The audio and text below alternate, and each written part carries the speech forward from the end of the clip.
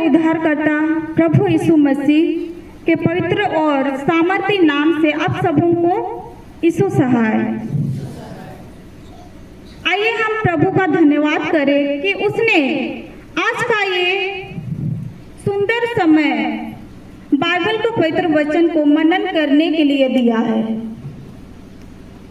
आज हम लोग लूका रचित सुसमाचार अध्याय 6:32 से 42 पद पर ध्यान केंद्रित करेंगे, जो विश्वासी दया, आत्मा, परीक्षण और न्याय में परमेश्वर के स्वरूप को दर्शाता है। लूका सुसमाचार यहूदियों और अन्य जातियों दोनों के लिए यीशु के सुसमाचार को प्रस्तुत करता है। लूका जो एक चिकित्सक और प्रेरित पौलुस का साथी था, यीशु का यह उपदेश लूका 6 में पहाड़ी उपदेश का हिस्सा है। उस समय यहूदी धर्मगुरु फरीसी और सदुकी लोगों पर कठिन धार्मिक नियम को थोपते थे, लेकिन स्वयं अपने जीवन में सत्य और दया से नहीं चलते थे। लोग एक दूसरे की गलतियां जल्दी पकड़ते थे, लेकिन खुद की कमियां को नहीं पहचानते थे। यीशु ने इन रीति रिवाजों को चुनौती देते हुए लोगों को एक नया तरीका सिखाया। दयालुता, क्षमा, निरीक्षण और प्रेम। आज की दुनिया में भी हम वही दोहराते हैं। हम दूसरों की कमजोरियों पर जल्दी देखते हैं, आलोचना करते हैं, लेकिन खुद को नहीं देखते हैं। यीशु हमें यह सिखाते हैं कि हम एक दूसरे को नीचा ना दिखाएं, बल्कि यह सिखाते हैं कि हमें दयालु बने, क्षमा करें और सबसे पहले खुद को सुधारें। तो हम लोग 36 पद में देखेंगे, दयालु बनो। प्रभु यीशु कहते हैं, दयावान बनो। जैसे तुम्हारा पिता दयालु है, वैसे ही तुम भी दयालु बनो। आज की दुनिया स्वार्थ से भरी है। लोग एक दूसरे की मदद कम और आलोचना ज्यादा करते हैं। क्या आज हम अपने पड़ोसी या मित्रों और परिवार के सदस्यों के प्रति दयालुता दिखा रहे हैं? लेकिन यीशु हमें सिखाते हैं, दयालु बनो। दूसरों की कमजोरियों पर हंसने की वजह उनके घाव पर मरहम लगाओ। आगे हम देखेंगे 37 पद में 2 बातों को सीखने को पाते हैं। पहला, दोष ना लगाना, और दूसरा, क्षमा करो तो तुम्हें क्षमा किया जाएगा। आज के समय में दोष लगाना बहुत आसान है, पर प्रेम करना उतना ही कठिन है। आज की दुनिया में लोग दूसरों की गलतियां जल्दी पकड़ते हैं, चाहे वह परिवार में हो या दोस्तों में। जब हम किसी को पहनावे या बोलचाल या गलती पर तुरंत टिप्पणी करते हैं। क्या हम खुद हर बात में सही हैं? हम सब गलतियां करते हैं। कोई इंसान भी पूरी तरह सही नहीं होता है। हम सब कई बार गिरते हैं, गलती करते हैं। दोष लगाने का वजह हमें अपने आप को सुधारने की आवश्यकता है। इससे हम अपने जीवन में सकारात्मक परिवर्तन ला सकते हैं। दूसरा, क्षमा करो तो तुम्हें भी क्षमा किया जाएगा।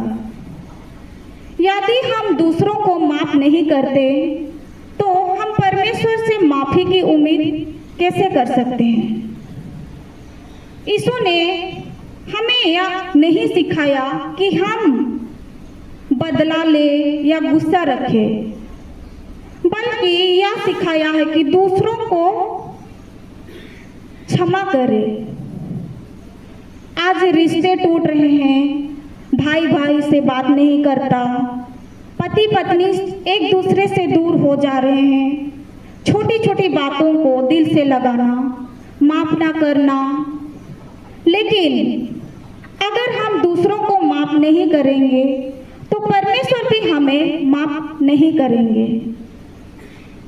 मत्ती 6:15 में भी हमें मिलता है, जब हम माफ करते हैं तो हमारी अंदर की कड़वाहट, दुख और गुस्सा खत्म होने लगता है।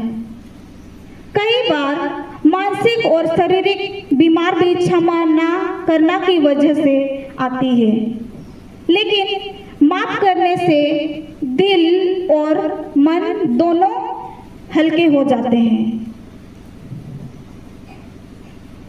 हम लोग 38 पद में देखेंगे, दो और तुम्हें भी दिया जाएगा, दो और तुम्हें भी दिया जाएगा। यीशु कहते हैं दो तो तुम्हें भी दिया जाएगा। यह केवल धन संपत्ति की बात नहीं है, यह हमारे समय, प्रेम, क्षमा, धैर्य और समर्थन तक फैली हुई एक गहरी सच्चाई है। मसीही जीवन केवल पाने का नहीं, बल्कि दिल खोलकर हम लोग देते हैं कि नहीं देते हैं? तो परमेश्वर हमारी आवश्यकताओं को अपनी भली विधि से पूरा करता है। मत रुको कि लोग पहले दे, उदारता की शुरुआत तुम करो, क्योंकि जब तुम खुले हाथ से दोगे तो स्वर्ग भी तुम्हारे लिए खुलेगा। हम लोग आगे देखेंगे 39 और 40 में, गुरु के समान बनने का प्रयास। इन वचनों में यीशु आत्मिक अंधेपन की बात कर रहे हैं, जब हम स्वयं को पाप नहीं देखते पर दूसरों के दोष को देखते हैं। अपने दोष के लिए हम पश्चाताप नहीं करते हैं और दूसरों को उनके दोष को बताते हैं और उन्हें मन फिराने की सलाह देते हैं। सच्चा मार्गदर्शक वही हो सकता है जो आत्मिक दृष्टि रखता है कि वे अंधे को मार्ग दिखाने वाले हैं, और अंधा यदि अंधे को मार्ग दिखाए तो दोनों गड्ढे में गिर पड़ेंगे। जब प्रभु की आत्मा हमारी मुलाकात होती है तो हमारी आत्मिक आंखें खुल जाती है। प्रेरितों के काम अध्याय 9 में हम देखते हैं कि पौलुस की आत्मिक आंखें तब खुली जब उसने 10वें के मार्ग में प्रभु को देखा। इसी तरह दूसरा राजा अध्याय 6 8 से 23 पद में हम देखें, एलीशा ने परमेश्वर से सेवक की आत्मिक आंखें खोलने के लिए प्रार्थना की। यह वचन हमें आत्मिक चुनौती देता है। क्या हम आत्मिक रूप से जागरूक हैं? क्या हम मार्गदर्शक बनने से पहले अपने जीवन को प्रभु के सामने जांचते हैं? हम लोग आगे देखेंगे 41 और 42 पद में, पहले अपनी आंख की लकड़ी निकालो। यीशु यहाँ बहुत व्यवहारिक और चुभने वाली सच्चाई बताते हैं। हम दूसरों की आंख में तिनके जैसी छोटी गलती तुरंत देख लेते हैं, लेकिन अपने आंख बड़ी लकड़ी जैसी बड़ी कमजोर को अनदेखा कर देते हैं। यह आत्मिक पखंड है। यीशु हमें आमंत्रित करते हैं कि हम पहले अपने हृदय को जांच करें, अपने दोषों को पहचाने और उनसे निपटे। जब हम स्वयं शुद्ध और विनम्र हो जाते हैं, तभी हम दूसरों की सच्ची सहायता कर सकते हैं, और वह भी प्रेम और दया के साथ। तो लूका 6:36 से 42 पद में हमें ये सिखाता है कि एक सच्चे मसीही के जीवन में दया, क्षमा, सहनशीलता और विनम्रता होनी चाहिए। हमें दूसरों को जज करने से पहले अपने जीवन को आत्म परीक्षण करना चाहिए। निर्णय की जगह प्रार्थना, आलोचना की जगह प्रेम और केवल धन नहीं, बल्कि समय व सेवा में भी उदारता दिखानी चाहिए। यदि हम दूसरों को मार्गदर्शन करना चाहते हैं, तो पहले खुद प्रभु से मार्ग पाकर चलना होगा, तभी हमारा जीवन मसीह का सच्चा प्रकाश बन सकता है। तो यहाँ उपस्थित माता पिता, तो आज से हमें दूसरों को का गलती देखने से पहले अपने आप को पहले झांके कि क्या हम सही हैं या परफेक्ट हैं। कोई भी इंसान सही नहीं होता है, तो दूसरों को गलती देखने से पहले अपने आप को पहले झांकेंगे।